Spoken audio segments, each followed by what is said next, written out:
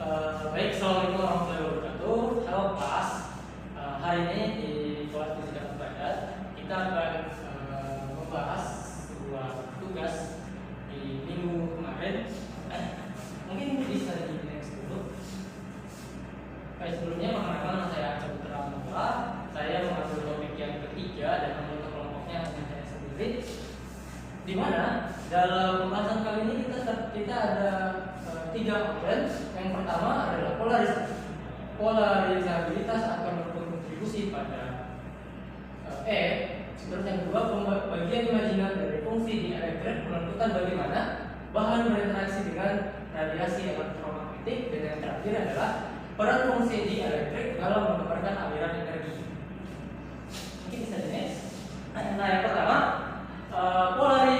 polarisabilitas atom berkontribusi pada E-nya. Nah, kita harus tahu bahwa polaritas atom adalah kemampuan suatu atom atau molekul untuk membentuk dipol di elektrik. Sementara di bawah pengaruh medan listrik eksternal, konsep ini sangat berhubungan dengan konstansa di elektrik yang menggambarkan kemampuan suatu material untuk menyimpan energi listrik dalam medan listrik. Nah, polarisabilitas atom juga menentukan sejauh mana atom atau molekul dalam bahan dapat dipolarisasi oleh medan listrik eksternal, dan ini juga berkontribusi langsung pada nilai konstanta di elektrik melalui interaksi kolektif dari dipol yang dihasilkan dan juga bahwa semakin besar polarisabilitas atom atau molekul dalam satu bahan, maka akan semakin tinggi nilai dari konstanta di elektrik bahan tersebut. Oke, bisa di next. Nah, yang kedua, bagaimana bagian dari imajiner dari fungsi di elektrik ini dapat menentukan bagaimana bahan berinteraksi dengan radiasi elektromagnetiknya. Nah, jadi teman-teman, bagian imajiner dari fungsi di elektrik ini sangat berhubungan dengan suatu bahan menyerap atau kehilangan energi dari radiasi elektromagnetiknya. Nah, sehingga fungsi di elektrik yang biasanya dinyatakan sebagai E sama dengan E1 ditambah I E2, nanti di mana bahwa E1 nya adalah bagian real. Ini akan menggambarkan kemampuan suatu bahan untuk menyimpan energi listrik dalam medan listrik. Dan yang kedua adalah yang dua bagian imajinernya. Nah, ini akan menggambarkan disipasi energi, yaitu kehilangan energi akibat interaksi bahan dengan medan elektromagnetiknya. Jadi next. Nah, ini adalah yang pertama adalah penyerapan energi, di mana pada bagian imajiner ini akan menentukan seberapa besar radiasi elektromagnetik yang diserap oleh suatu bahan.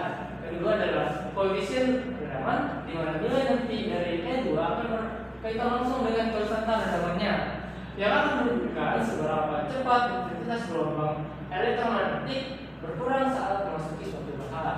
Nah, yang kedua adalah resonansi. Yang ketiga adalah resonansi, di mana ketika frekuensi gelombang atau elektromagnetik ini akan mendekati frekuensi resonansi bahan, nilainya juga akan meningkat dan mencerminkan bertambahnya penyerapan energi. Dan yang terakhir ada efek pada indeks bias kompleks, di mana pada bagian imajiner ini fungsi dari elektrik ini akan mempengaruhi komponen dari imajiner.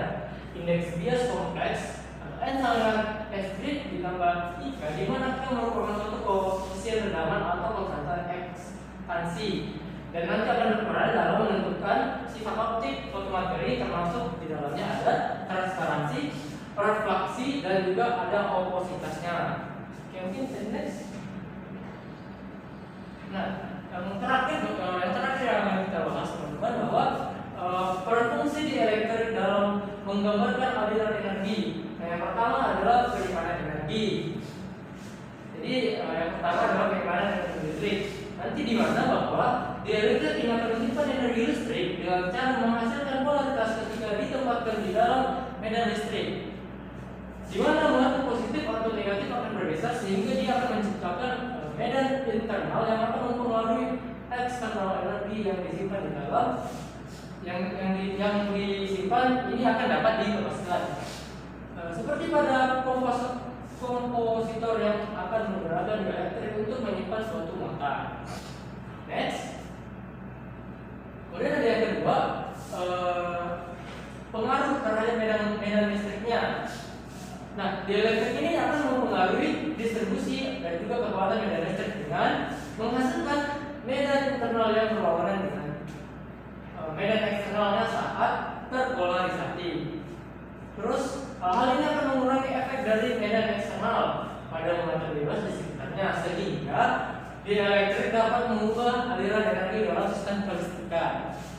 Kemudian yang terakhir adalah kapasitansi dan energi.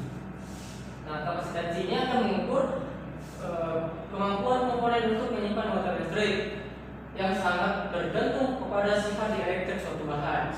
Nah, konstanta dieletrik atau N ini akan menentukan seberapa banyak energi yang dapat disimpan dalam kapasitor. Nah, juga ada catatan bahwa semakin tinggi konstanta dieletrik, maka semakin besar kapasitas penyimpanan energi yang akan mempengaruhi pemilihan bahan dieletrik dalam desain kompasitornya. Next, ada lagi? Oh ya, sorry lagi. Ternyata ada yang terakhir bahwa yang keempat ini ada polarisasi dan aliran energi. Nah, pada proses polarisasi ini akan berkontribusi pada aliran energi dalam sistem kelistrikan. Ketika dieletrik terpengaruh oleh medan listrik, pergerakan ion dan juga molekul polar dapat menghasilkan arus kecil, sehingga meskipun tidak ada massa bebas yang bergerak, ini akan menunjukkan bahwa meskipun dieletrik tidak mengantarkan arus secara signifikan, ia juga akan tetap terlibat dalam aliran energi melalui interaksi medan listrik. Next. Oke, ya mungkin itu saja yang bisa kita bahas hari ini. Maybe only that's all. Thank you for attention, teman-teman. Mohon maaf jika banyak kekurangannya. Mohon maaf jika